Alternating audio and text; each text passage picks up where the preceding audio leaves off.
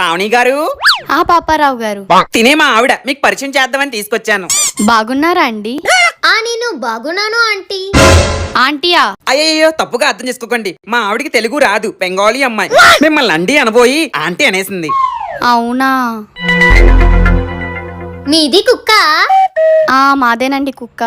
నాది మా భర్తగాడికి చాలా సార్లు చెప్పింది మనము కూడా ఒక కుక్కని ఉంచుకుందాము అని. నీ దుంపదగా, అది ఉంచుకుందాం కాదు, పెంచుకుందాం. మీది కుక్క అన్నము తినడము అయినట్టుంది, వెళ్ళి దాని మూతి నాకండి. నన్నే మూతి నాకమంటావే? భర్తగాడు. భర్తగాడు, క్షమించండి, మూతి కడగండి అనబోయి నాకండి అనేసింది. తెలుగు రాదు కదా, ఈ ఒక్కసారికి ఏమి అనకండే. అనాల్సిన తన్న కాదు, నిన్ను. సంతలో దుంపలమ్ముకున్న మొహమోడా.